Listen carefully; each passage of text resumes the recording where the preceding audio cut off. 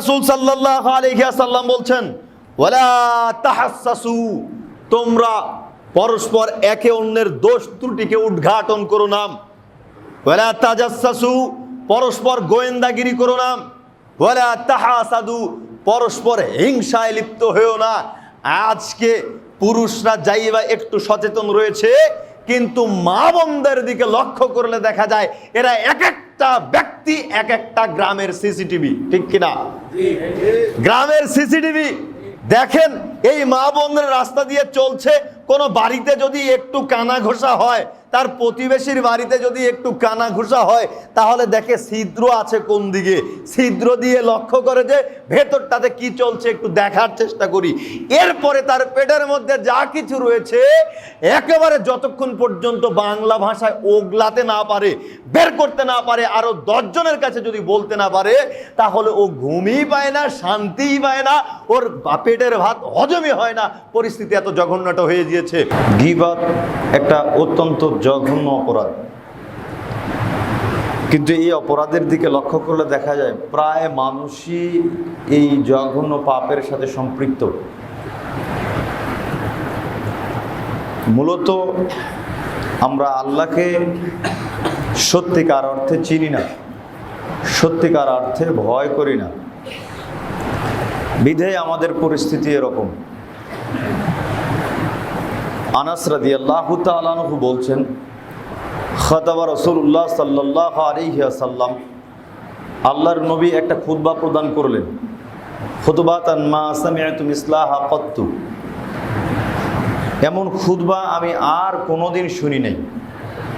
আনাস রাদিয়াল্লাহু তাআলা আনহু বলছেন, আল্লাহর নবী একটা খুতবা দিলেন, বক্তব্য দিলেন, এমন বক্তব্য আমি আর কোনোদিন শুনিনি। তিনি বললেন, লাউ তা'লামুনা মা আ'লাম, আমি যেটা জানি তোমরা যদি জানতে, লাযাহিকতুম কলিলা ওয়া লাবাকাইতুম কাসীরা, তাহলে কম কম হাসতে, বেশি বেশি কাঁদতে। আল্লাহর নবী বলছেন, আমি যেটা জানি তোমরা যদি জানতে পারতে, তাহলে একেবারেই কম কম হাসতে, বেশি বেশি করে কাঁদতে। আমরা জানি না বিধেই বেশি বেশি হাসি, কম কম কান্নাকাটি করি। কম কম কান্নাকাটি করলেও তো একটা কথা ছিল, আমরা কান্নাকাটিটাই বাদ দিয়ে দিয়েছি।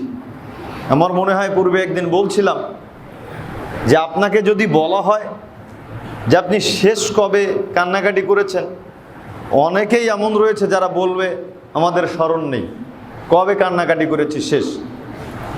এখন 2-1 জন কান্নাকাটি করে রহিম রুব্বানের কাহিনী দেখে, 2 ঘন্টা 3 ঘন্টার অর্ধলঙ্গ পতিতালয়ের নারীর কাহিনী দেখে, মিডিয়ার সামনে কাহিনী শুনে দেখে চোখের পানিকে জলাঞ্জলি দেয়। কিন্তু পরিস্থিতি লক্ষ্য করেন, আল্লাহর নবী বলছেন, আমি যেটা জানি তোমরা যদি জানতে, কম কম হাসতে, বেশি বেশি কাঁদতে। আমরা কি জানি না, আমরা জানি নাটা কি। দেখেন, আবু হুরায়রা রাদিয়াল্লাহু তাআলা আনহু বলছেন, রাসূলুল্লাহ সাল্লাল্লাহু আলাইহি ওয়াসাল্লাম বলেছেন, ইন্নাল আবদা লা ইয়াতাকাল্লামু বিল কালিমাতি মিন রিদওয়ানিল্লাহ, যখন কোনো বান্দা আল্লাহর সন্তুষ্টি অর্জনমূলক কথা বলে, লা ইলকি লাহা বালান, অথচ সেই বান্দা সেই কথার তাৎপর্য সম্পর্কে জানে না। রাস্তায় 5টা যুবক মিলে গান বাজনা করছে, হই হুল্লোড় করছে, পরিবেশটা নষ্টামিতায় পরিণত করেছে। আপনি পাশ দিয়ে যাচ্ছিলেন, তাদেরকে বললেন, বাবা তোমরা ছোট মানুষ, বা তোমরা বুঝতে পারছো না তোমাদের সময়ের কত মূল্য, তোমরা সময়টাকে কাজে লাগাও, সময়টাতে এভাবে অর্ধলঙ্গ নারীদেরকে নিয়ে, বাদ্যযন্ত্র নিয়ে নষ্ট করো না, হেয়কালীন জীবনও নষ্ট, পরকালীন জীবনও তোমাদের জন্য নষ্ট হয়ে যাচ্ছে, তোমরা এই গর্হিত কাজ থেকে বিরত থাকো। একটা কথা বললেন। সচরাচর এই কথাগুলো আমরা আমাদের ছেলে মেয়েদেরকে এমনিতেই বলে থাকি, কিন্তু আল্লাহর নবী বলছেন, বান্দা যখন, কোনো ব্যক্তি যখন আল্লাহর সন্তুষ্টি অর্জনমূলক কথা বলে, অথচ সেই কথার তাৎপর্য সম্পর্কে ব্যক্তি অবগত নয়, আল্লাহর নবী বললেন, ইয়ারফাউহুল্লাহু বিহি দারাজা, আল্লাহ সুবহানাহু ওয়া তাআলা তার এই কথার মাধ্যমে তার মান মর্যাদাকে বৃদ্ধি করে দেন। সুবহানাল্লাহ, কত গুরুত্বপূর্ণ কথা। আপনি যদি আল্লাহর সন্তুষ্টি অর্জনমূলক একটা কথা বলেন, আল্লাহর নবী বললেন আল্লাহ সুবহানাহু ওয়া তাআলা আপনার এই কথার মাধ্যমে আপনার মান মর্যাদাকে বৃদ্ধি করে দিবেন। পক্ষান্তরে ওয়াইনাল আবদা লা ইয়াতাকাল্লামু বিল কালিমাতি মিন সাখাতিল্লাহ, আর যদি কোনো মানুষ আল্লাহর অসন্তুষ্টি অর্জনমূলক কথা বলে, লাইলকি লাখা বালান, তার এই কথার তাৎপর্য সম্পর্কে ব্যক্তি অবগত নয়। রাস্তা দিয়ে যাচ্ছেন, দেখছেন বাচ্চারা দুষ্টামি করছে, আর আপনি একেবারে গ্রামের খাস ভাষায় একটা নোংরা ভাষা ব্যবহার করে চলে গেলেন, অমুকের বাচ্চা এরকমই আচরণ, আস্তাগফিরুল্লাহ। কিন্তু আল্লাহর নবী বললেন লাইলকি লাখা বালান, আল্লাহর অসন্তুষ্টি অর্জনমূলক কথা বলেছে, অথচ সেই কথার তাৎপর্য সম্পর্কে ওই ব্যক্তি অবগত নয়। ইয়াহবি বিহা ফি জাহান্নাম, লাইলকি লাহা বালান ইয়াহবি বিহা ফি জাহান্নাম। আল্লাহ সুবহানাহু ওয়া তাআলা তার এই কথার কারণে বিচারের কাঠগড়ায় তাকে জাহান্নামে নিপতিত করবেন। নাউযুবিল্লাহ, আস্তাগফিরুল্লাহ।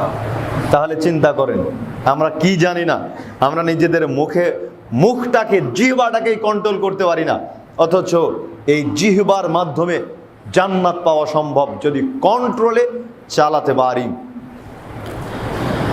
আবু হুরায়রা রাদিয়াল্লাহু তাআলা আনহু বলছেন, রাসূলুল্লাহ সাল্লাল্লাহু আলাইহি ওয়াসাল্লাম বলেছেন, ইয়্যাকুমুজ যান্না ফাইন্নাজ যান্না আকযাবুল হাদিস, তোমরা মানুষের সম্পর্কে ধারণা করা থেকে বিরত থাকো, কেননা ধারণাই হচ্ছে সবচাইতে বড় মিথ্যা।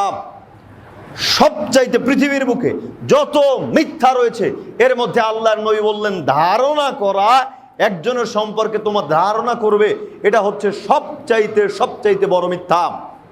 রাসূল সাল্লাল্লাহু আলাইহি ওয়াসাল্লাম বললেন, আকবারুল কাবাইরা সালাসা, পৃথিবীতে বড় পাপ হলো তিনটি। এক, আল্লাহর সাথে শরীক করা। দুই, পিতামাতার অবাধ্য হয়ে জীবনযাপন করা। তিন, কওলুজ যুর, মিথ্যা কথা বলা পৃথিবীতে তৃতীয় মহাপাপ।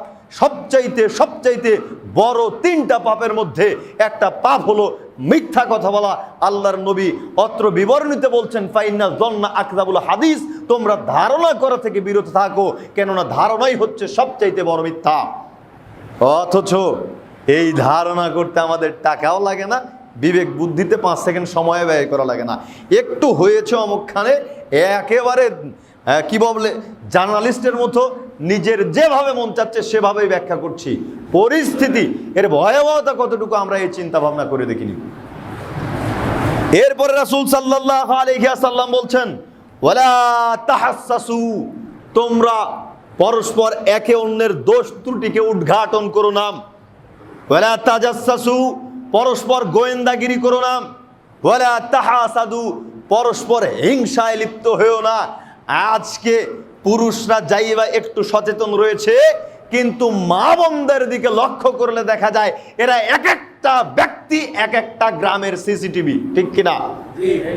গ্রামের সিসিটিভি দেখেন, এই মা বোনদের রাস্তা দিয়ে চলছে, কোনো বাড়িতে যদি একটু কানা ঘোষা হয়, তার প্রতিবেশীর বাড়িতে যদি একটু কানা ঘুষা হয়, তাহলে দেখে ছিদ্র আছে কোন দিকে, ছিদ্র দিয়ে লক্ষ্য করে যে ভেতরটাতে কি চলছে একটু দেখার চেষ্টা করি।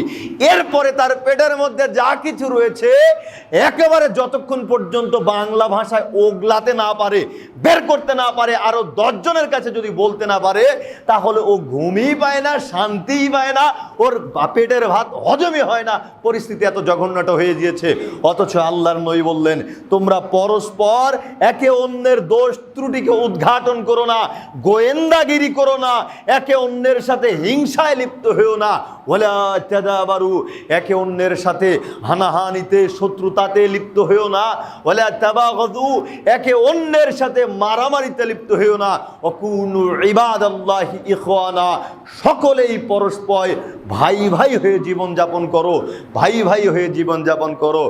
আমরা ভাই ভাই হয়ে জীবনযাপন করা তো বহু দূরের কথা, যারা নিজের মায়ের পেটের ভাই বা বাপের ওরসজাত সন্তান, এই ভাই ভাইগুলো আমাদের সাথে সম্পর্ক ঠিক থাকে না, আমরা কোন জায়গাতে গিয়ে পৌঁছেছি। মহান আল্লাহ বলেন, ইয়া আইয়ুহাল্লাযীনা আমানু ইজতানিবু কাসীরাম মিনাজ-যন্নি, পৃথিবীর মানুষ যারা ঈমান আনয়ন করেছো, তোমরা মানুষের সম্পর্কে বেশি বেশি ধারণা করা থেকে বিরত থাকো। ইন্না বাযাজ যন্নি ইসমুন, কোন ধারণায় পাপ হয়, কোন ধারণার মধ্যে অপরাধ রয়েছে। ওয়ালা তাজাসসু ওয়ালা ইয়াগতাব বা'দুকুম বা'দান, তোমরা মানুষের দোষ ত্রুটিকে উদ্ঘাটন করো না, একে অন্যের পরনিন্দা করো না, একে অন্যের গীবাত করো না। আইয়ুহিব্বু আহাদুকুম আন ইয়াকুলা লাহমা আখিহি মাইতান, তোমাদের কেউ কি তার মৃত ভাইয়ের গোশত খেতে পছন্দ করবে? তোমাদের কেউ কি তার মৃত ভাইয়ের গোশত খেতে পছন্দ করবে? ফাকারিহতুমুহু, অবশ্যই সেটাকে তোমরা অপছন্দ করো। বুঝতে পারেননি বিষয়?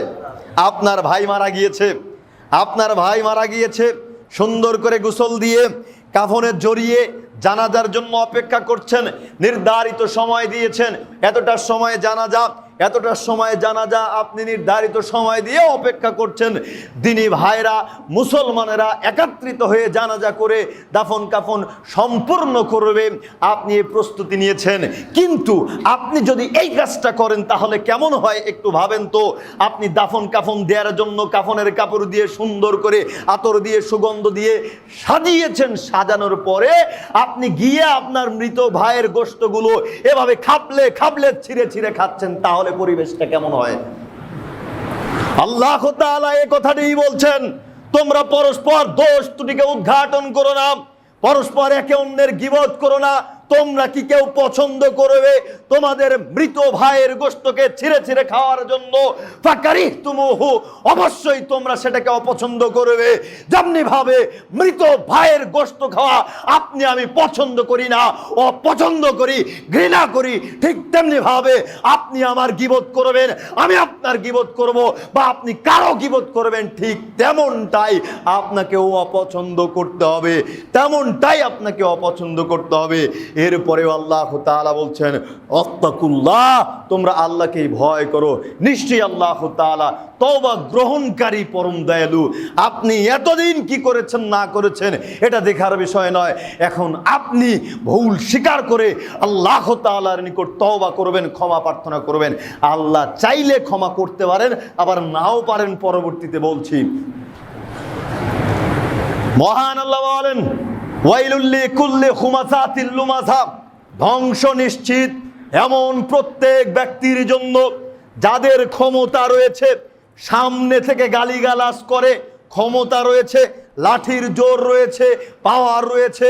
আমি আপনাকে, আপনি আমাকে মানুষই মনে করছেন না, আপনি আমাকে গালিগালাজ করছেন, আমাকে অপমানিত করছেন, আমাকে হেয় প্রতিপন্ন করছেন। এরাও ধ্বংস।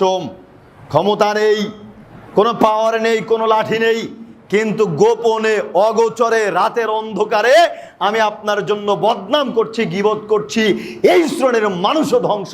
আল্লাহ তাআলা বললেন, ধ্বংস নিশ্চিত এমন প্রত্যেক ব্যক্তির জন্য যারা সামনে থেকে গালিগালাজ করে, পিছন থেকে পরনিন্দা করে।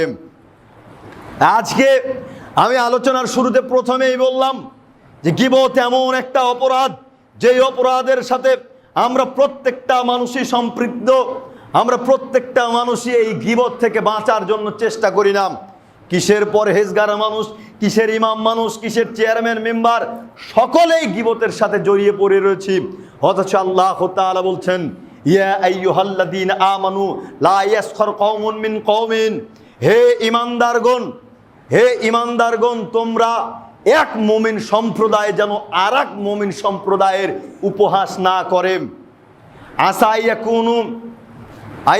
ইয়াকুনু, কেননা তোমরা যার গীবত করবে, এই গীবতকারী ব্যক্তির চাইতেও, উপহাসকারী ব্যক্তির চাইতেও যার গীবত করা হলো, যেই সম্প্রদায়ের গীবত করা হলো, তারা উত্তম হতে পারে। যাদেরকে গীবত করা হচ্ছে এরা গীবতকারীর চাইতেও উত্তম হতে পারে। এরপরে আল্লাহ তাআলা বলছেন, ওয়ালা নিসাউন মিন নিসাইন, এক নারী যেন আর এক নারীকে অপমানিত না করে, এক নারী যেন আর এক নারীকে হেয় প্রতিপন্ন না করে। আসা আইয়াকুন্না আহাব্বা মিনকুম, কেননা যাকে উপহাস করা হচ্ছে, যেই ব্যক্তি উপহাস করছে, তার চাইতে উপহাসকৃত ব্যক্তি উত্তম হতে পারে। ওয়ালা তালতামিজু আনফুসাকুম ওয়ালা তানাবাসু বিল আলকাবি, বিসাল ইসমুল ফুসুক, সাবধান, তোমরা একে অন্যের প্রতি দোষারোপ করবে না, একে অন্যকে মন্দ নামে ডাকবে না। আজকে মন্দ নামে পিতামাতা আকিকা দিয়ে কত সুন্দর নাম রেখেছে, আর আপনি কত রকম নাম ভেঙাচ্ছেন, অথচ আল্লাহ তাআলা সরাসরি নিষেধ করেছেন। বাদাল ঈমান, ঈমান গ্রহণ করার পরেও এটা একটা নিকৃষ্ট কাজ, জঘন্য কাজ যে কোনো মানুষকে আপনি দোষারোপ করবেন, কোনো মানুষের নাম পরিবর্তন করে দিয়ে বিকৃত নামে ডাকবেন। ঈমান গ্রহণ করার পরে এটা খুবই জঘন্য কাজ। এরপরে আল্লাহ তাআলা বলছেন ওমাল্লাম ইয়াতুব ফাউলাইকা হুমুজ জালিমুন, জানার পরেও যারা তওবা করে না, ফিরে আসে না, এরাই হচ্ছে জালেম, এরাই হচ্ছে জালেম। সুতরাং আপনি যখন বুঝতে পারলেন গীবত জঘন্য পাপ, আপনি যখন বুঝতে পারলেন অমুকের গীবাত করে, অমুকের পরনিন্দা করে, অমুকের নামকে পরিবর্তন করে ডেকে আপনি জঘন্য কাজ করেছেন, তখনই আপনি ভুল স্বীকার করে ফিরে আসার চেষ্টা করতে হবে। সাহল ইবনে সাদ রাদিয়াল্লাহু তাআলা আনহু বলছেন, রাসূলুল্লাহ সাল্লাল্লাহু আলাইহি ওয়াসাল্লাম বলেছেন, বলছিলাম এই জিহ্বার মাধ্যমে জান্নাতে যাওয়া সম্ভব। দেখেন আল্লাহর নবী বলছেন, মানে ইয়াদমান লিমা বাইনা লাহইহি ওয়া মা বাইনা রিজলাইহি, কোন মানুষ যদি দুই চোয়ালের মধ্যবর্তী স্থান অর্থাৎ জিহ্বা এবং দুই পায়ের মধ্যবর্তী স্থান অর্থাৎ লজ্জাস্থানের জিম্মেদারিত্ব নেয়, আল্লাহর নবী বললেন আযমান লাকুমুল জান্নাহ, আমি মুহাম্মদ সাল্লাল্লাহু আলাইহি ওয়াসাল্লাম তার জন্য জান্নাতের জিম্মেদারিত্ব নিব। জোরে সোরে বলুন সুবহানাল্লাহ। মুখ এবং লজ্জাস্থানের যদি হেফাজত করতে পারেন, মুখ এবং লজ্জাস্থানে আল্লাহর নবী দুইটা অঙ্গের কথা বললেন, জিহ্বার যদি কন্ট্রোল করতে পারেন, লজ্জাস্থানের যদি কন্ট্রোল করতে পারেন, তাহলে আল্লাহর নবী আপনার জন্য জান্নাতের জিম্মেদারিত্ব নিয়েছেন। আপনাকে যে কোনো মূল্যে আল্লাহর নবী জান্নাতে প্রবেশ করানোর দায়িত্ব নিয়েছেন। এবার আপনি চিন্তা করুন, আপনি যদি এই সামান্য মুখ এবং লজ্জাস্থানের হেফাজতই করতে না পারেন, তাহলে কিভাবে আপনি জান্নাতে প্রবেশ করতে চাচ্ছেন? আপনার জন্য কিভাবে জান্নাত প্রস্তুত করে রাখা হতে পারে? অবশ্যই অবশ্যই আমাদের মুখ এবং লজ্জাস্থানের হেফাজত করতে হবে। এরপরে আসি, এক শ্রেণীর মানুষ রয়েছে যারা ভেজা বেড়াল, খুব ভালো সাজে, অমুকের কাছে গিয়েও বদনাম করে তমুকের নামে, তমুকের কাছে গিয়েও অমুকের নামে বদনাম করে, মাঝখান থেকে নিজে ভালো হওয়ার চেষ্টা করে। অনেক বৌমা রয়েছে যারা শাশুড়ির কাছে একরকম কথা বলে, স্বামীর কাছে একরকম কথা বলে, শ্বশুরের কাছে একরকম কথা বলে। আছেন আমাদের সমাজে অসংখ্য রয়েছে যারা নিজে ভালো সাজার চেষ্টা করে, একজনের কাছে এক কথা লাগায়, আরেকজনের কাছে আর এক কথা লাগায়, মাঝখান থেকে দুইজনের মধ্যে দ্বন্দ্ব সৃষ্টি করে দিয়ে ও উদাও হয়ে যায়। আবু হুরায়রা রাদিয়াল্লাহু তাআলা আনহু বলছেন, রাসূলুল্লাহ সাল্লাল্লাহু আলাইহি ওয়াসাল্লাম বলেছেন, তাজিদু মিন শাররিন নাসি ইয়াউমাল কিয়ামাতি ইনদাল্লাহি দাল ওয়াজহাইন, বিচারের কাঠ গড়ায় আল্লাহ সুবহানাহু ওয়া তাআলার নিকটে সবচাইতে খারাপ ব্যক্তি হবে ওই ব্যক্তি, সবচাইতে নিকৃষ্ট ব্যক্তি হবে ওই ব্যক্তি যেই ব্যক্তি পৃথিবীর বুকে দ্বিমুখীভাবে জীবনযাপন করেছে, দুইটা মুখ নিয়ে জীবনযাপন করেছে। দ্বিমুখী মানে দুইটা মুখ নিয়ে আবার কিভাবে জীবনযাপন করে? আল্লাহর নবী এরপরে বললেন, আল্লাযী ইয়াতি হাউলাই বিওজহিন ওয়া হাউলাই বিওজহিন, তারা এখানে গিয়ে একরকম কথা বলে, ওখানে গিয়ে আর এক রকম কথা বলে, শ্বশুরের কাছে একরকম কথা বলে, শাশুড়ির কাছে একরকম কথা বলে, স্বামীর কাছে একরকম কথা বলে। আল্লাহর নবী এদেরকে দ্বিমুখী বলে উল্লেখ করলেন। বিচারের কাঠগড়ায় এরা হবে সবচাইতে নিকৃষ্ট। অন্য বিবরণিত রয়েছে, রাসূল সাল্লাল্লাহু আলাইহি ওয়াসাল্লাম বলেছেন, মান কানা তাজিদুনা মিন শাররিন নাসি দাল ওয়াজহাইন, তোমাদের মধ্যে সবচাইতে খারাপ হলো ওই ব্যক্তি, পৃথিবীর বুকে যত মানুষ রয়েছে এর মধ্যে সবচাইতে নিকৃষ্ট, সবচাইতে খারাপ হলো ওই ব্যক্তি যেই ব্যক্তি দ্বিমুখীভাবে জীবনযাপন করে। আল্লাযী ইয়াতি হাউলাই বিওজহিন ওয়া হাউলাই বিওজহিন, তারা এখানে গিয়ে একরকম কথা বলে, অন্যখানে গিয়ে আর এক রকম কথা বলে। আপনার যদি এই স্বভাব থেকে থাকে, তাহলে আল্লাহর নবীর ভাষ্য অনুযায়ী পৃথিবীর বুকে সবচাইতে খারাপ আপনি, এবং পরকালীন জীবনে আপনিই সবচাইতে খারাপ হিসেবে উত্তোলিত হবেন। সুতরাং আপনার এই নীতিকে পরিবর্তন করার চেষ্টা করুন। এবার ভয়াবহতা দেখি। এতক্ষণ শুনছিলাম এরা হচ্ছে সবচাইতে খারাপ, এদের পরিস্থিতি কেমন হবে একটু লক্ষ্য করেন। আম্মার রাদিয়াল্লাহু তাআলা আনহু বলছেন, রাসূলুল্লাহ সাল্লাল্লাহু আলাইহি ওয়াসাল্লাম বলেছেন, মান কানা যা ওয়াজহাইনি ফিদ দুনিয়া কানা লাহু ইয়াউমাল কিয়ামাতি লিসানান মিন নার। যেই ব্যক্তি পৃথিবীর বুকে দ্বিমুখী হয়ে জীবনযাপন করবে, দুইটা মুখ নিয়ে জীবনযাপন করবে, বিচারের কাঠগড়ায় আল্লাহ সুবহানাহু ওয়া তাআলা এই সমস্ত জঘন্য ব্যক্তিদেরকে দুইটা আগুনের জিহ্বা প্রদান করবেন। যারা পৃথিবীর বুকে দ্বিমুখী হয়ে জীবনযাপন করবে, এদের পরিস্থিতি কত খারাপ।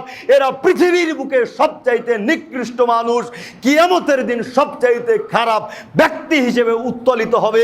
এর পরেও আল্লাহর নবী বললেন, কিয়ামতের দিন এদেরকে দুইটা আগুনের জিহ্বা প্রদান করা হবে। একবার চিন্তা করুন, একটা জলজন্ত মানুষের যদি দুইটা জিহ্বা হয়, তাহলে তাকে দেখতে কেমন বিভৎস লাগবে। সেই জিহ্বা যদি আগুনের হয়, তাহলে তার জন্য কতটা অভিশাপ বর্তাবে আপনি চিন্তা করুন। আল্লাহ সুবহানাহু ওয়া তাআলা এই জঘন্য নেক্কারজনক অপরাধ থেকে আমাদেরকে বেঁচে থাকার তৌফিক ইনায়েত করুন। আল্লাহুম্মা আমিন। আমরা আজকে এমন একটা পরিবেশের সাথে মিশে গিয়েছি যে গীবাত কি জিনিস বোঝারই চেষ্টা করি না। যাচ্ছি, যেতে যেতে একটা বিষয় নিয়ে আলোচনা হচ্ছে, ওই বিষয় সম্পর্কে যদি আমাদের একটু ধারণা থাকে, তাহলে একেবারে ইনিয়ে বিনিয়ে বলে নিজেকে একেবারে বক্তা সাজানোর চেষ্টা করি। মানে আমি কথা বলতে পারি, দেখো আমি কত টেনে টুনে লম্বা করতে পারি, এই নীতিতে আমরা চলমান। যদি শুনি যে অমুকের মেয়ে বাড়ি থেকে বের হয়ে গিয়েছে, যে কোনো একটা উদ্দেশ্যেই বের হয়েছে বুঝলাম, আমরা যদি এই খবর পাই, তাহলে আরো 2-4 জনকে জিজ্ঞেস করি অমুকের মেয়ে চলে গেল বলে, কোথায় গেল, কার সাথে গেল, কি কারণে গেল। এরপরে আবার আপনাকে যদি কেউ মাশাআল্লাহ জিজ্ঞেস করে, তাহলে একেবারে সব কিছু আপনার ইমানকে জনালজলি দিয়ে যে কোনো মূল্যে তাকে গ্রামের প্রতিতায় পরিণত করতে হবে। আপনার এই নীতি, যে কোনো মূল্য ওই মেয়েকে নষ্ট চরিত্রের অধিকারী এটা প্রমাণ করার দায়িত্ব মনে হয় যেন আপনার হয়ে যায়। আপনার যেভাবে মন চায় আপনি সেভাবেই বিবরণ দেন। আপনি যেটা গীবাত, এটা বোঝারই চেষ্টা করেননি। আবু হুরায়রা রাদিয়াল্লাহু তাআলা আনহু বলছেন, এটা তো বহু বড় পাপ, বহু বড় পাপ। আপনি যেই কাজটা করলেন, কোনো নারীর নামে, কোনো বোনের নামে, কোনো ভাইয়ের নামে আপনি নিন্দা করলেন, খারাপ অপবাদটা দিলেন, এটা তো বিশাল অপরাধ।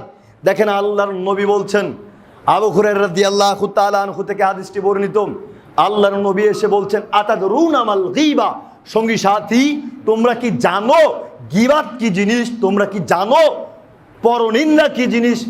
তখন সঙ্গে সঙ্গে সাহাবাগণ বলে উঠলেন, ক্বালুল্লাহু ওয়া রাসূলুহু আলাম, আল্লাহ এবং রাসূলই ভালো জানেন, আমরা এ ব্যাপারে জানি না। তখন আল্লাহর নবী বলছেন, যিকরুকা আখাকা বিমা ইয়াকরাহু, তুমি তোমার ভাই সম্পর্কে কিছু বলবে, এটাই গীবাত। তুমি তোমার ভাই সম্পর্কে কিছু বলবে আর তোমার সেই বলাটাকে তোমার ভাই অপছন্দ করে, এটাই গীবাত। কি বুঝলেন আপনি? আপনি আমার সম্পর্কে আমার অগোচরে কিছু একটা বলবেন, সেই বলাটাকে আমি অপছন্দ করি। আপনি হোক ভালো বলেন আর খারাপ বলেন, আমি সেই বলাটাকে অপছন্দ করি। আল্লাহর নবী এটাকে গীবাত বললেন। এখন প্রশ্ন তো আসেই, চোর যদি চুরি করে তাহলে আমরা কেন তাকে চোর বলবো না? ব্যভিচারী যদি ব্যভিচারে সম্পৃক্ত হয়, আমরা কেন তাকে ব্যভিচারিণী বলবো না? এটা আমাদের অন্তরের মধ্যে প্রশ্ন। ঠিক একই প্রশ্ন সাহাবাগণ আল্লাহর নবীর নিকটে করে বসলেন। কিলা ফারাইতা ইন কানা ফি আখি মা আকুলু, আল্লাহর নবী আমরা যে বিষয়ে বলবো, আমরা যদি চোরকে চোর বলি তাহলে কি সমস্যা? তখন আল্লাহর নবী বলছেন, তুমি যদি তুমি যদি চোরকে চোর বলো, তুমি যে বিষয়ে বলবে সেই বিষয়টা যদি তার মধ্যে থেকে থাকে, তাহলে তুমি তার গীবাত করলে, তার পরনিন্দা করলে। ওয়াইল্লাম ইয়াকুন ফীহি ফাকাদ ইগতাবতাহু, আর যদি তার মধ্যে না থাকে সেই অপরাধটা, সেই পাপটা যদি তার মধ্যে না থাকে, তাহলে তুমি তার উপরে অপবাদ আরোপ করলে। কি বুঝলেন? আপনি চোরকে যদি চোর বলেন, আল্লাহর নবী বললেন তুমি গীবাত করলে। আর যদি চোরকে চোর বলার পরে চোর যদি চুরি না করে থাকে, তাহলে আপনি তার উপরে অপবাদ আরোপ করলেন। আর পৃথিবীর বুকে অপবাদ দানকারীর শাস্তি কি জানেন? অপবাদ দানকারীর শাস্তি হচ্ছে 80টা লাঠির বাড়ি। আপনি আমাকে অপবাদ দিবেন, আমি আপনাকে অপবাদ প্রদান করব, তাহলে শাস্তি স্বরূপ 80টা লাঠির বাড়ি দিতে হবে, বেতের বাড়ি দিতে হবে। আপনার পরিস্থিতি কি? এই বিধান যদি কার্যকর করা যেত, তাহলে দেখেন তো চিন্তা করে লাইফে আপনার উপরে এই লাঠির বাড়ি কতবার পড়তো, কতবার পড়তো। আল্লাহ সুবহানাহু ওয়া তাআলা এই জঘন্য অপরাধ থেকে আমাদেরকে পরিত্রাণ দান করুক, আল্লাহুম্মা আমিন। গীবাত বলছিলাম কত জঘন্য অপরাধ, আমরা বোঝার চেষ্টা করি না। হাদিসের দিকে লক্ষ্য করলে বুঝতে পারলাম গীবাতকারী পৃথিবীর মধ্যে সবচাইতে নিকৃষ্ট। এদের শাস্তি অনেক রয়েছে। এদের শাস্তির মধ্যে একটা জঘন্য শাস্তির কথা উল্লেখ করছি, দেখেন। আনাস ইবনে মালিক রাদিয়াল্লাহু তাআলা আনহু বলছেন, লাম্মা উরিজা বি মারারতু বিকওমিন, আল্লাহর নবী বললেন আমাকে মেরাজের রাত্রিতে এমন একটা সম্প্রদায়ের নিকট দিয়ে নিয়ে যাওয়া হলো, লাহুম আসফারুন, যাদের নখগুলো ছিল তীক্ষ্ণ ধারালো তামার তৈরি। তামার তৈরি, বুঝতে পেরেছেন? তামার তৈরি হবে নখ। আল্লাহর নবী বললেন এমন সম্প্রদায়ের নিকট দিয়ে আমাকে নিয়ে যাওয়া হলো যাদের নখগুলো ছিল তীক্ষ্ণ ধারালো তামার তৈরি। মিন নুহাসিন ইয়াখমুশুনা ফুজুহাহুম ওয়া সুদুরাহুম, এরা তাদের এই তীক্ষ্ণ ধারালো তামার তৈরি নখ দিয়ে নিজেদের মুখমণ্ডল এবং নিজেদের বক্ষকে চিরে ফেরে চৌচির করে ফেলছিল। আল্লাহর নবী বললেন আমি জিজ্ঞেস করলাম মান হা উলাইয়া জিব্রাইল, জিব্রাইল এরা কারা? এদের পরিস্থিতি কেন এত জঘন্য? এরা কেন তাদের নিজের নখ দিয়ে নিজের মুখমণ্ডল নিজের বক্ষকে চিরে ফেরে চৌচির করে ফেলছে? তখন আল্লাহর নবী বললেন আল্লাযীনা ইয়াকুলুনা হা উলাইন নাস আল্লাযীনা ইয়াকুলুনা লুহুমান নাস, এরা হচ্ছে ওই সমস্ত মানুষ, এরা হচ্ছে ওই সমস্ত মানুষ যারা তাদের ভাইদের গোশতকে ছিঁড়ে ছিঁড়ে খেত, যারা তাদের মৃত ভাইদের গোশতকে ছিঁড়ে ছিঁড়ে খেত, চগলখড়ি করে বেড়াতো, গীবাত করে বেড়াতো।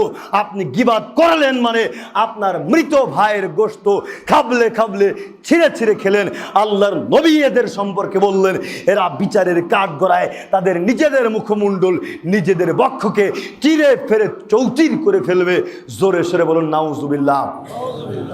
একবার চিন্তা করুন তো, নিজে যদি চিরে ফেরে চৌচির করে ফেলি তাহলে পরিস্থিতি কত জঘন্য হবে। আব্দুল্লাহ রাদিয়াল্লাহু তাআলা আনহু বলছেন রাসূলুল্লাহ সাল্লাল্লাহু আলাইহি ওয়াসাল্লাম বলেছেন কোন মুমিন পরনিন্দাকারী হতে পারে না, কোন মুমিন গীবাতকারী হতে পারে না, কোন মুমিন অভিশাপকারী হতে পারে না, কোন মুমিন অশ্লীল ভাষী কটু ভাষা ব্যবহারকারী হতে পারে না। রাসূল সাল্লাল্লাহু আলাইহি ওয়াসাল্লামের একজন স্ত্রী ছিল যার নাম ছিল সাফিয়া। তিনি ছিলেন সম্ভ্রান্ত পরিবারের একজন সুন্দর রমণী। আল্লাহর নবী এই সাফিয়ার খুব প্রশংসা করতেন। আয়েশা রাদিয়াল্লাহু তাআলা আনহা বলছেন হাসবুকা মিন সাফিয়াতান কাযা ওয়া কাযা, আমি সাফিয়ার সম্পর্কে অনেক কথা বলছিলাম, বলতে বলতে বলছি তানি কাসীরাতিন, আল্লাহর নবী সাফিয়া একজন খাটো মহিলা, বেটে মহিলা। আল্লাহর নবী সঙ্গে সঙ্গে বলে উঠলেন লাকাদ কুলতি কালিমাতান লাউ মুজিজাত বিমা ইল বাহরি লামাসাজাতহু, আয়েশা তুমি যে কথাটি বলেছো তোমার এই কথাকে যদি সমুদ্রের পানির মধ্যে ফেলে দেয়া হতো, সমুদ্রের পানির মধ্যে ফেলে দেয়া হতো, তাহলে সমুদ্রের পানিরই রংটাই পরিবর্তন হয়ে যেত। আপনি চিন্তা করুন তো, আয়েশার চাইতে আপনি কত বড় বড় কত জঘন্য গীবাত করেছেন। আল্লাহর নবী সঙ্গে সঙ্গে আয়েশাকে ঠেকিয়ে দিয়েছেন। আজকে আমাদের কি হয়েছে, আমাদের কি হয়েছে, কেউ গীবাত করতে লাগলে আমরা তাকে ঠেকানোর চেষ্টা করি না। পূর্বে একদিন সম্ভবত বলছিলাম, চাষতলে চা খেতে বসলে একা একা চা খেতে ভালো লাগে না, চাষতলে চা খেতে বসলে 2 জন 4 জন 5 জন মেহমান লাগে, সাথী লাগে। মনে হয় চা একটা চুমুক দিব আর চেয়ারম্যানের বদনাম করব, আর একটা চুমুক দিব মসজিদের ইমাম সাহেবের বদনাম করব, সর্দার সাহেবের বদনাম করব, মেম্বারের বদনাম করব। মূর্খ ব্যাকুব কোথাকার, নিজের টাকায় চা খেয়ে নিজের লাইফকে নষ্ট করে পরকালীন জীবনটাকে আপনি নষ্ট করছেন। আপনার তো উচিত ছিল আপনি আপনার স্ত্রীকে বলবেন, ও আদরের স্ত্রী, আমি তোমাকে খুব ভালোবাসি গো, আমি তোমাকে খুব আদর করি, খুব যত্ন করি, তুমি আমার জন্য সুন্দর করে 1 কাপ চা বানাও, আমি তোমার সাথে চা খাবো আর মিষ্টি মিষ্টি গল্প করব, তোমার সাথে চা খাবো বসে বসে, মিষ্টি মিষ্টি গল্প করব, হাদিস শুনবো, হাদিস শোনাবো। আল্লাহর নবী বললেন, কেউ যদি কারো সাথে হাসি মুখে কথা বলে, কেউ যদি কারো সাথে হাসি মুখে কথা বলে, তাহলে তার আমল নামাতেও সাদকার নেকি লিপিবদ্ধ করা হয়। জোরে সোরে বলুন সুবহানাল্লাহ। কি চিন্তা করলেন, আপনি আমার সাথে হাসি মুখে কথা বলবেন, আপনার আমল নামায় সাদকার নেকি লিপিবদ্ধ করা হবে। আপনি আপনার স্ত্রীর সাথে সময় ব্যয় করবেন, আপনার আমল নামায় সাদকার নেকি লিপিবদ্ধ করা হবে। ও যুবক যুবতী, ও যুবক যুবতী, তুমি আজকে ফেসবুক নিয়ে মত্ত, ফেসবুকের অর্ধলঙ্গ নারীকে নিয়ে মত্ত, মিডিয়াকে নিয়ে মত্ত, ইউটিউবকে নিয়ে মত্ত, তোমার বয়স পার হয়ে যাচ্ছে, এরপরেও তুমি বিবাহের সাথে সম্পৃক্ত হচ্ছ না, নিজের জীবনকে বিবাহের সাথে সম্পৃক্ত করছো না। আজকেও যারা পিতামাতা রয়েছেন, গার্জিয়ান রয়েছেন, আপনাকেই বলতে চাচ্ছি, আপনি আপনার ছেলে মেয়েকে বিবাহ দিচ্ছেন না, বলছেন তারা প্রতিষ্ঠিত হোক, এখন যদি বিয়ে দিই কি খাওয়াবে, কি খাবে, কি পড়বে, এই চিন্তা চেতনায় চিন্তিত তো আপনি। মনে রাখিয়েন, আপনার সন্তান যত অপরাধ করবে, যতটা অর্ধলঙ্গ নারীকে দেখবে, ব্যভিচারের সাথে সম্পৃক্ত হবে, আপনার সন্তান যেমন অপরাধী, আপনিও তেমন অপরাধী, আপনিও তেমন অপরাধী। আপনি আপনার ছেলে মেয়েকে বিবাহ দেওয়ার চেষ্টা করুন। যুবকরা, তোমাদের যাদের সামর্থ্য রয়েছে, তোমরা বিবাহ বন্ধনে আবদ্ধ হও, তোমরা বিবাহ বন্ধনে আবদ্ধ হও। আল্লাহর নবী সাদকা ব্যাপারে বলতে বলতে বলছেন, তোমাদের কেউ যখন স্ত্রী সহবাস করে, তোমাদের কেউ যখন স্ত্রী সহবাস করে, তার আমল নামাতেও সাদকার নেকি লিপিবদ্ধ করা হয়। জোরে সোরে বলুন সুবহানাল্লাহ। কি বুঝলেন? সাদকার নেকি লিপিবদ্ধ করা হয়। এবারে সবাই মনে মনে মুস্কি মুস্কি হাসতেছেন যে আর কোনো সাদকার নেকি পাই বা না পাই, এই সাদকার নেকি পেই, এই সাদকার নেকি প্রতিনিয়ত আমরা আমাদের আমল নামায় যোগ করেছি। আপনার জীবনটাই বৃথা, আপনার জীবনটাই বৃথা। ধেইক আপনার জীবন। কেন বলছিলাম? দেখেন, যেই কাজের শুরুতে আল্লাহর নামকে উচ্চারণ করা হয় না, ওই কাজের উপরে শয়তানের হাত থাকে। আর যখন আপনি আল্লাহর নাম নিয়ে কাজটা শুরু করবেন, সেই কাজের উপরে আল্লাহর জিম্মেদারিত্ব থাকে, আল্লাহর জিম্মেদারিত্ব থাকে। বয়স 60 বছর হয়েছে, 70 বছর হয়েছে, 10টা ছেলে মেয়ের পিতা আপনি, 5টা ছেলে মেয়ের পিতা আপনি। আপনাকে বলছিলাম, এই আপনার জীবন, আপনি এতটা বয়স পার করে এসেছেন, এর পরেও স্ত্রী সহবাসের দোয়া পর্যন্ত জানেন না, ঠিক কিনা? স্ত্রী সহবাসের দোয়া পর্যন্ত জানেন না। বিস্তারিত বলতে গেলে আপনার মন তো খারাপ হয়ে যাবে। যেই কাজের শুরুতে আল্লাহর নাম উচ্চারণ করা হয় না, সেই কাজের উপরে শয়তানের প্রভাব থাকে। আপনি আপনার ছেলেকে, আপনার মেয়েকে ইসলামী তরিকায় চালাতে চাচ্ছেন, কিন্তু পারছেন না কেন? পারছেন না কেন? আপনার সন্তান ভূমিষ্ঠ হওয়ার সময় আপনি শয়তানের প্রভাব নিয়ে আপনার সন্তানকে ভূমিষ্ঠ করেছেন। আপনি কিভাবে আপনার ছেলে মেয়েকে ইসলামী মুভমেন্টের সাথে, ইসলামী মাইন্ডের সাথে বড় করবেন, পরিচালিত করবেন? অসম্ভব। গাছে কাঁঠাল, গোপে তেল, গাছে কাঁঠাল গোপে তেল পরিচর্যা না করলে কোনোদিনই ফলাফল আশা করা যায় না। পূর্বে কি হয়েছে না হয়েছে সেটার ব্যাপারে আল্লাহ তাআলার নিকটে তওবা করে ক্ষমা প্রার্থনা করে বাকি জীবনটা যেন কোরআন এবং সুন্নাহ ভিত্তিক পরিচালিত করতে পারেন, সেই ব্যাপারে আল্লাহ তাআলার নিকটে দরখাস্ত জানান। আল্লাহ তাআলা আমাদেরকে কবুল করে নিক। আল্লাহুম্মা আমিন। আজকে আমরা একটা বিষয়কে যদি পাই তাহলে সেই বিষয় থেকে টানতে টানতে কত বড় বৃদ্ধি করা যায়। আজকে আমাদের নীতি এতটাই জঘন্য হয়ে গিয়েছে, এখানে যদি 10 জন মানুষকে লাইন ধরে দাঁড় করিয়ে দেয়া যায়, 10টা মানুষকে লাইন ধরে দাঁড় করিয়ে দিবেন, যেই ব্যক্তি সামনে থাকবে তাকে বলবেন যে আজকে মোহাম্মদ আলী কেন্দ্রীয় জামে মসজিদে এসেছেন 11টার সময়। এই একটা কথাই ওই 10 জনের বেলায় গিয়ে আপনি শুনতে চাবেন যে প্রথমে যে থাকবে পরের জনকে এই প্রথম ব্যক্তি বলে দিবে, তারপরের জনকে প্রথম ব্যক্তি বলে দেবে, তারপরের জনকে পরের জন বলে দিবে, একই বাক্য থাকতে হবে। মোহাম্মদ আলী 11টার সময় কেন্দ্রীয় জামে মসজিদে এসেছে, আপনি ওই লাস্ট জনের কাছে গিয়ে শুনবেন, দেখবেন যে ওই মূল কথাটাই নাই, মূল কথাটার খুঁজেই পাবেন না। আপনি এই জায়গায় যে কথাটা বলেছেন ওই 10 জনের বেলায় গিয়ে দেখবেন যে মূল কথাটাই নেই। আমরা বোঝারই চেষ্টা করি না যে আল্লাহ তাআলা যেই বিধান দিয়েছেন এই বিধানের পরিবর্তন করা যাবে না। তিনি বলছেন গীবতকে পরিহার করো, সুতরাং আমাদেরকে পরিহার করতেই হবে, যদি না করি বাঁচার পরিস্থিতি নেই। পৃথিবীতে কয়েকটা অপরাধ থেকে ক্ষমা পাওয়া যায় না, তার একটা অপরাধ হচ্ছে গীবত। আপনি যার গীবত করবেন, আপনি যার পরনিন্দা করবেন, তার থেকে যদি আপনি ক্ষমা নিতে না পারেন, তার থেকে আপনি যদি ক্ষমা নিতে না পারেন, এই অপরাধ আল্লাহ আপনাকে ক্ষমা করবেন না।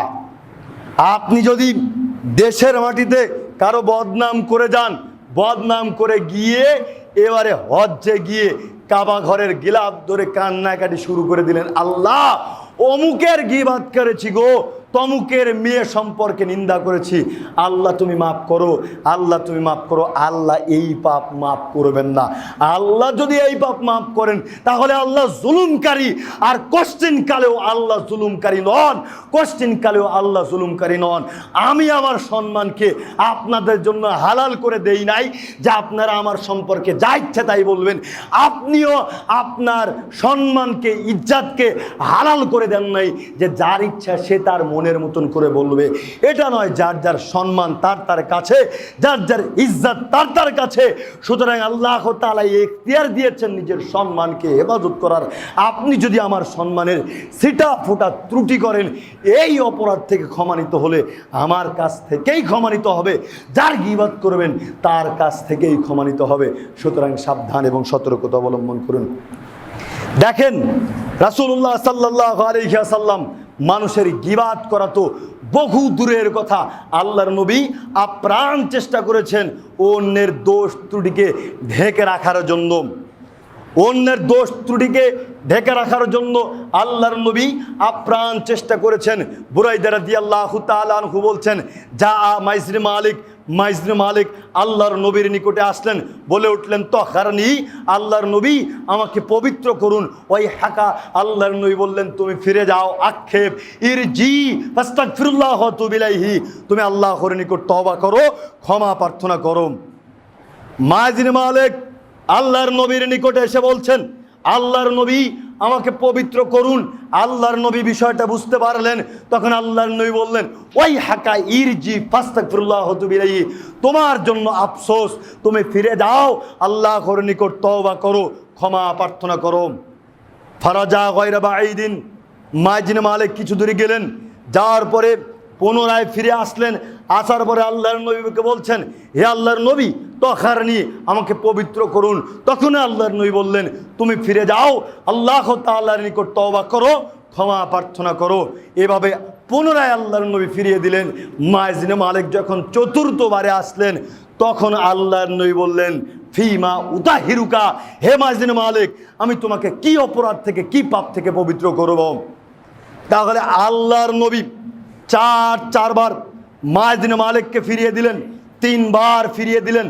আল্লাহর নবী চাচ্ছিলেন মাইজরি মালিক যেন তার মুখটাকে বন্ধ করে দেয়, টাপ দিয়ে আটকিয়ে দেয়, সেলাই করে দেয়, মাইজরি মালিক যেন তার পাপের কথা উল্লেখ না করে। আল্লাহর নবী মায়েজ ইবনে মালিকের পাপটাকে ঢেকে রাখার জন্য আপ্রাণ চেষ্টা করছেন। কিন্তু মায়েজ ইবনে মালিকের তওবা, আল্লাহ ভীতি এতটা বেশি ছিল যে পৃথিবীর মায়া তার মধ্যে থেকে বের হয়ে গিয়েছিল। তাই তো আল্লাহর নবী চতুর্থবারে বলছেন, ফিমা উতাহিরুকা, মায়েজ ইবনে মালিক তোমাকে কি অপরাধ থেকে আমি পবিত্র করব? তখন মায়েজ ইবনে মালিক বলছে, মিনাজ জানা, আল্লাহর নবী আমি ব্যভিচারে লিপ্ত হয়েছি, আমাকে পবিত্র করুন। আল্লাহর নবী এরপরেও মায়েজ ইবনে মালিকের পাপকে গোপন রাখার চেষ্টা বন্ধ করেন নাই। এর পরেও তিনি বলছেন, আবেহি জুনুন, সঙ্গী সাথী, তোমরা কি জানো মায়েজ ইবনে মালিক জ্ঞান সম্পন্ন ব্যক্তি নাকি পাগল ব্যক্তি নাকি অ্যাবনর্মাল ব্যক্তি? ফাউখবিরা আন্নাহু লাইসা বিমাজনুন। সঙ্গে সঙ্গে সাহাবাগণ খোঁজ খবর নিয়ে বললেন, আল্লাহর নবী মায়েজ ইবনে মালিক পাগল নয়, আসারি বা খমরান। তখন আল্লাহর নবী বলছেন, তাহলে সে কি নেশাদ্রব্য পান করেছে, শরাব পান করেছে? ফাকামা রাজুলুন ফাস্তানকাহু, সঙ্গে সঙ্গে একজন ব্যক্তি দাঁড়িয়ে উঠলেন, তার মুখটাকে শোকে দেখলেন। ফালাম ইয়াজিদ মিনহু রিহা খামরিন, বলে উঠলেন, আল্লাহর নবী মায়েজ ইবনে মালিক নেশাদ্রব্য পান করেননি। আল্লাহর নবী মায়েজ ইবনে মালিকের পাপটাকে গোপন করার জন্য এখনো চেষ্টা বন্ধ করেন নাই, এখনো চেষ্টা করছেন তার পাপটাকে যেন গোপন করা যায়। এরপরে আল্লাহর নবী বলছেন, ফিমা আযানাইতা, তুমি কি সত্যি সত্যি ব্যভিচারে লিপ্ত হয়েছো? ক্বালা নাআম, জি হ্যাঁ আল্লাহর নবী আমি ব্যভিচারে লিপ্ত হয়েছি।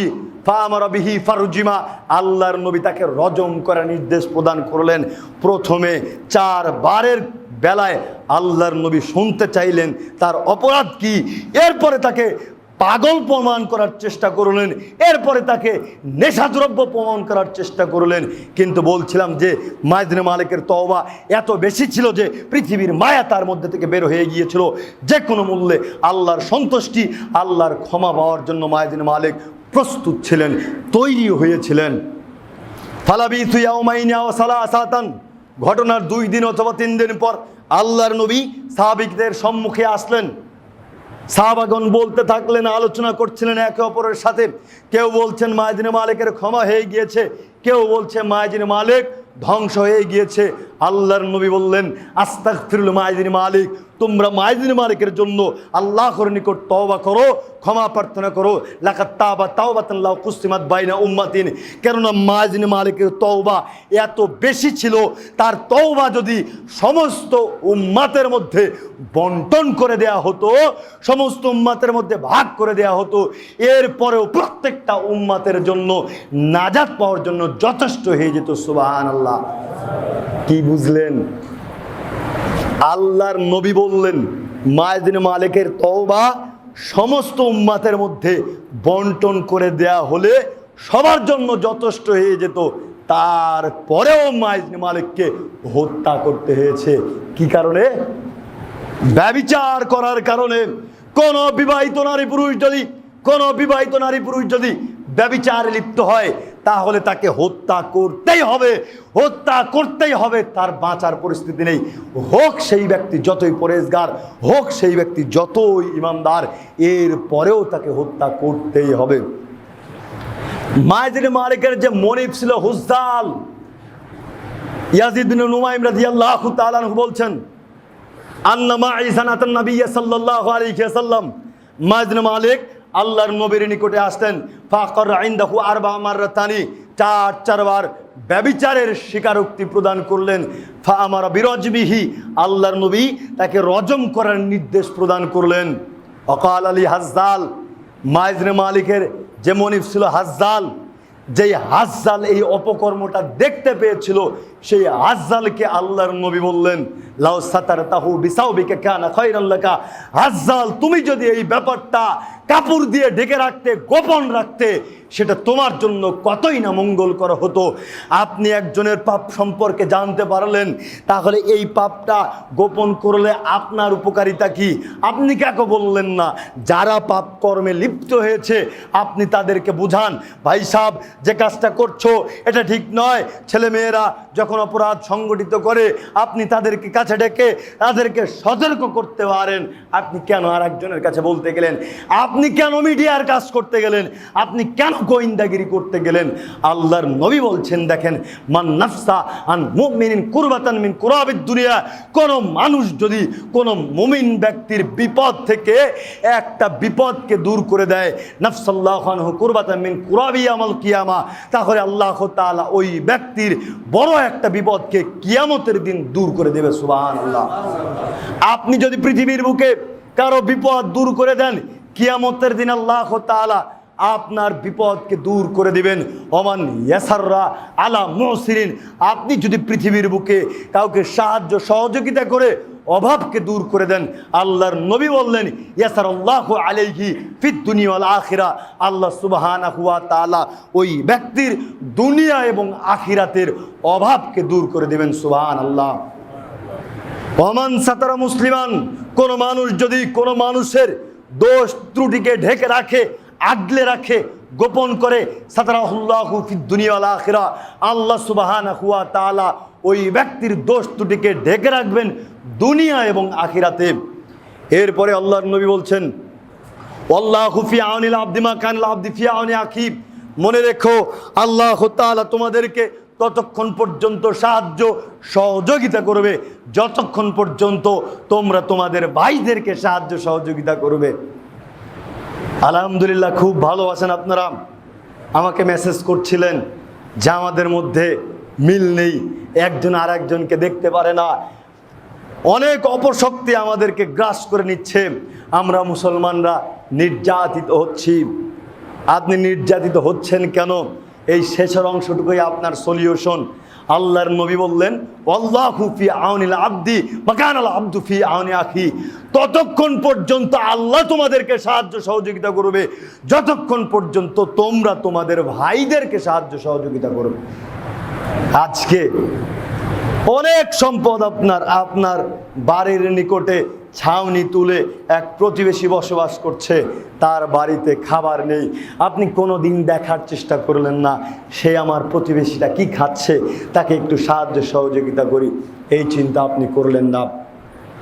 ইবনে উমর রাদিয়াল্লাহু তাআলা আনহু বলছেন, সাইদা রাসূলুল্লাহ সাল্লাল্লাহু আলাইহি ওয়াসাল্লাম আল মিনবার, আল্লাহর নবী মিম্বারে আরোহণ করলেন, উচ্চ কণ্ঠে চিৎকার দিয়ে বললেন, ইয়া মাশারা মান কদ আসলামা বিলিসানি, হে ওই সমস্ত মানুষ যারা মুখে ইসলাম গ্রহণ করেছো, ওয়ালামিকুল ঈমান ইলা কলবি, কিন্তু এখনো তোমাদের অন্তরের ঈমান মজবুত হয়নি, লা তুযুল মুসলিমিনা, তোমরা মুসলমানদেরকে কষ্ট দিও না, ওয়ালা তুআইরহুম, তাদেরকে অপমানিত করো না, ওয়ালা তাত্তাবিউ আওরাতিহিম, তাদের দোষ ত্রুটিকে উদ্ঘাটন করো না, ফাইন্নাহু মান তাতাব্বা আওরাত আখিল মুসলিম, মনে রেখো কোন মুসলমান যদি তার কোন মুসলমান ভাইয়ের দোষ ত্রুটিকে উদ্ঘাটন করে, তাতাব্বা আল্লাহু আওরাতাহু, আল্লাহ তাআলা ওই ব্যক্তির দোষ ত্রুটিকে উদ্ঘাটন করবেন, বের করে ফেলবেন।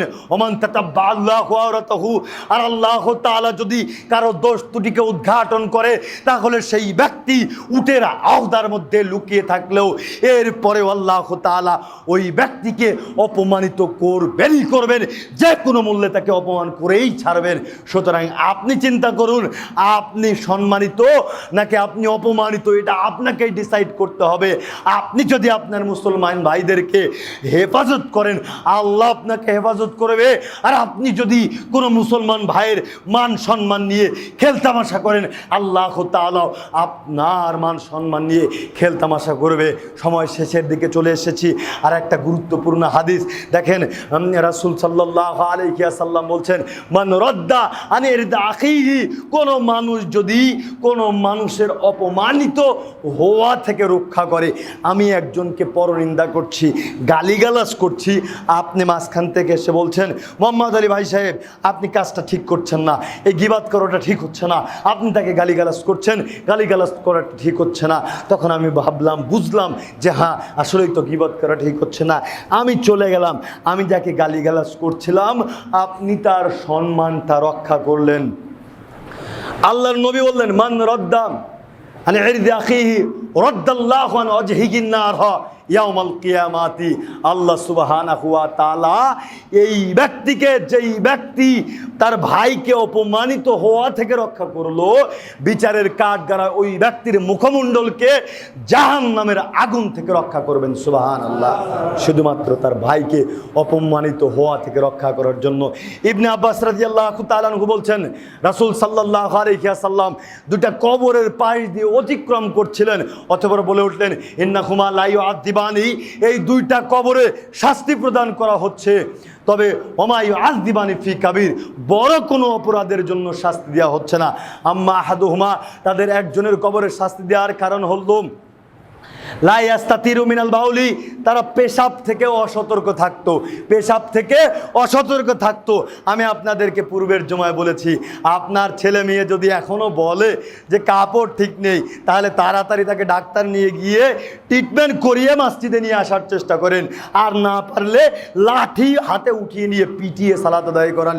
যা বলছিলাম, এরপরে আল্লাহ নবী বলছেন, ওয়াম্মাল আখর ফাকানা ইয়ামশি বিন নামিমাতি, আর অপরজনকে শাস্তি দেওয়ার কারণ হলো তারা গীবাত করে বেড়াতো, চগলখড়ি করে বেড়াতো, পরনিন্দা করে বেড়াতো। আজকের বক্তব্যের শেষ হাদিস, আজকের বক্তব্যের শেষ হাদিস, এতক্ষণ যা বলেছি সবটুকু ভুলে গিয়ে যদি একটা হাদিসের উপর আমল করতে পারেন, আল্লাহর নবী আমার আপনার জন্য জান্নাতের জিম্মেদারিত্ব নিল।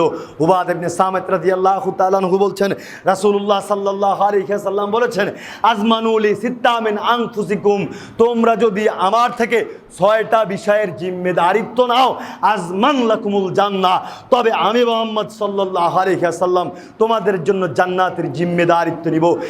এক, উসদুকু ইদা হাদ্দাসতুম, যখন কথা বলবে সত্য কথা বলবে। ওয়াউফু ইদা ওয়াদতুম, যখন তোমাদের নিকট, যখন তোমরা ওয়াদা করবে ওয়াদা রক্ষা করবে। 3, ওয়াদু ইদা তুমিনতুম, যখন তোমাদের নিকটে আমানত রাখা হয় তোমরা আমানতকে রক্ষা করবে। 4, ওয়াহফাদু ফুরুজাকুম, তোমরা তোমাদের লজ্জাস্থানের হেফাজত করবে। 5, অহুজ্জু আবসারাকুম, তোমাদের দৃষ্টিকে অবনত রাখবে। অকুফু আইদিয়াকুম, তোমাদের হাতকে সংযত রাখবে। হঠাৎ কারো প্রতি আঘাত করিও না, কারো উপর উত্তোলন করিও না। এই 6টা বিষয়ের জিম্মেদারিত্ব যদি আমি আপনি নিতে পারেন, তাহলে আল্লাহর নবী বললেন, আমি তোমাদের জন্য জান্নাতের জিম্মেদারিত্ব নিব। আল্লাহ সুবহানাহু ওয়া তাআলা এই হাদিসের প্রতি, এই 6টা বিষয়ের প্রতি আমাদেরকে আমল করার তৌফিক ইনায়াত করুন। আল্লাহুম্মা আমিন।